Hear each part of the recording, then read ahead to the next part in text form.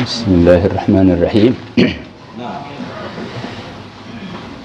إمام النووي التي نهي النووي عن سمرة بن جندب رضي الله عنه أن نبي الله صلى الله عليه وسلم قال: النبي جوي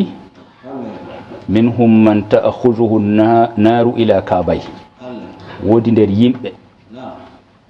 ɓen yiite nangata ɗum ɓen ha kolɓule muɗum en. wa minhum man ta'khuzuhu ila rukbatayhi. wodi nder yimɓe bo mo yiite man ho'ata ɗum ha kolɓule muɗum ha koppi muɗum. wa minhum man ta'khuzuhu ila hujzatihi. woni nder maɓɓe bo mo yiite man ho'ata ɗum yotto ha haddorde muɗum. wa minhum man ta'khuzuhu ila tarquwatihi. e wodi nder maɓɓe bo mo yiite man nangata ɗum ha loyle muɗum. to ka annu yiite man nge a yangada yiite man nge iwran less nge waɗa dow en calake no harto ɓurɗo famɗugo ko yangitirte man kam jaɓanɗo ƴumme ma ngandi ma ko ɗon no waywa har maaje o kan nden yiite man less tambankowal mum woni. to sotti less tambankowal majum huɓidini tambankowal ha nangi holɓunde lettake ɓuri on mo ƴulɓe man gonno less muɗum. to waƴƴake dilli ha koppi, to waƴƴake dilli ha haddorde, to waƴƴake dilli ha loyle, to kanaka fuu lattake sowake ko ɗuuɗi nden yangadaji yiite man goɗɗi ɗon ƴiwra ɗi less to deydey fodde no yangada man hewtoto har ɓandu fodde ɓandu deydey fodde no yangada man ka satirta. alhuizatu maaqidul izar, haɓɓirde isaru ɗo haɓɓorde taga feere ɗo tata surati less jaburu. wa tarquwatu bi fathi ta'i wa dammil qaf hiya al admu alladhi inda thumrati nahri. tarquwa bo loygal mbiyen ɗo kanjum latti ƴiƴal gonal ngal har ñelde loygal. walil insan tarquwatan fi janibay nahar. goɗɗo fuudi tarquwatan ɗum ɗo ƴiƴe ɗe ɗiɗi har deydey har buttu loygal ka ɗo latti bana ha lojete her ɗum ɗo man ɗo to ɗo turguwa faydi yangadaji Allah ceniɗo catuɗi. annabijo sallllahu alayhi wa sallam o hibroto yimɓe yangadaji catuɗi ɗi ngam yimɓe kula Allah ceniɗo nden to ko yottinta ɗum ha nokkuje tikke Allah ceniɗo ɗe. wa an ibni umar radiyallahu anhuma anna rasulallahi sallllahu alayhi wa sallam qala: yaqumu nnasu li rabbil alamin. yimɓe ɗo darano jawmu alamji hatta yangiba ahaduhum fi rashihi, ha goto maɓɓe wirno nder wulwende muɗum, ila ansafi udunayhi, ha caka noppi muɗum. to yimɓe ɗum ngulinan ha darorde dargal moye fuu deydey fodde kuuɗe muɗum bo wulwende muɗum man lettoto. to kadi goɗɗo annabijo wi wulwende muɗum man nde yettoto ha ansafu ha caka noppi muɗum. to kadi kawaninji kiitotoɗi ha dargal ɗo kanunji yani asliji no hitorte ɗabi'aji ha yimɓe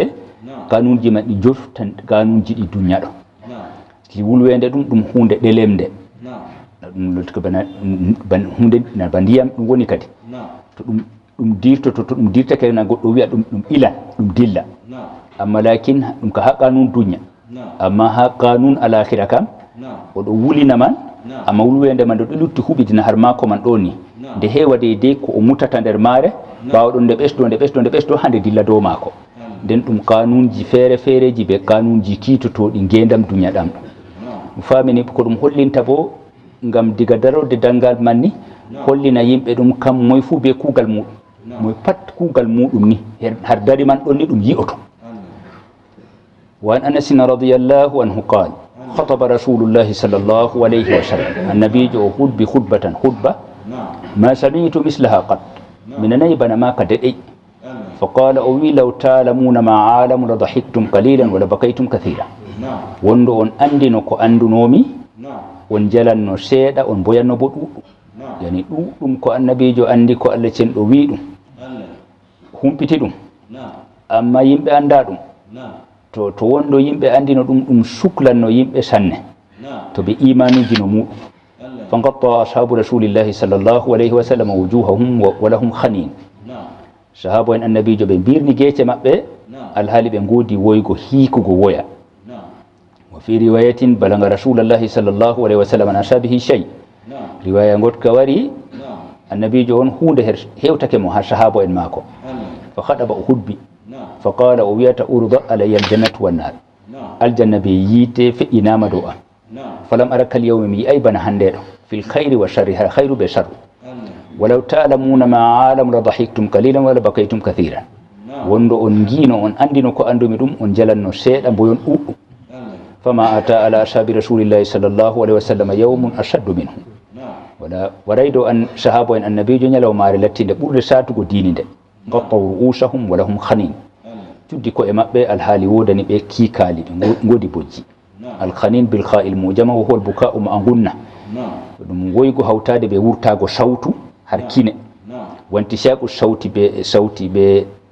bana hocugo sautu man basorkinago sautu yani hika bana hika min al anfi har kine woygo ni be sautu to funi annabijo humpitan dum don Allah cenido ko resi bana dum latti dum nemaji don dum latti dum yangadaji bo don to dani yimbe kula har Allah cenido to o nangi jeyaado mako ngam o tikkani dum ko yangitirta dum ciatu wa anil miqdad radiyallahu anhu qala سمعت رسول الله صلى الله عليه وسلم يقول